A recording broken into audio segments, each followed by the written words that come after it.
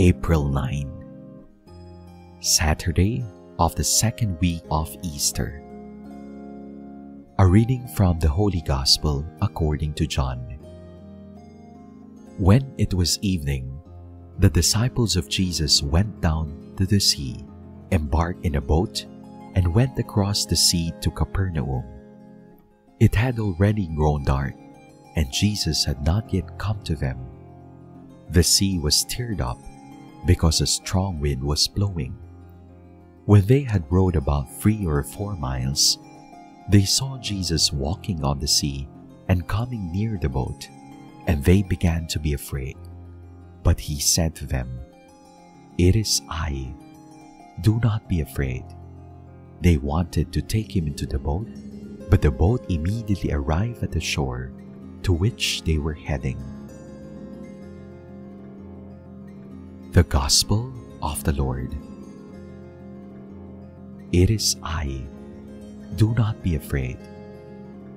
The Gospel has the usual elements of a nature miracle story. Verses 16 to 17 give the setting and the characters. Verse 18 reports the problem of the storm. In verses 19 and 20, Jesus comes to the disciples across the stormy waters. And verse 21 tells of the aftermath of the miracle.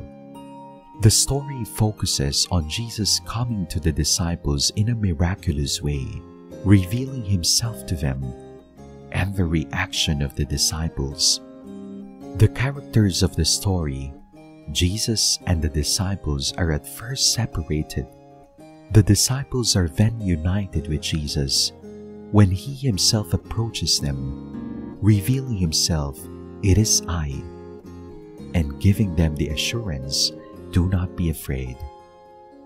The people who have remained at the other side of the lake do not experience Jesus' self-revelation.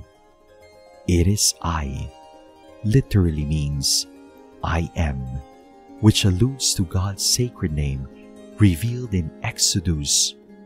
Verse 21 recalls the crossing of the Red Sea by Moses and the Israelites. Jesus leads the disciples to cross from their unbelief to faith in him. Today, Jesus continues to lead the church to cross the stormy waters of secularism and relativism. We simply have to trust him and not be afraid. Trust in God is a firm foundation for a happy Christian life.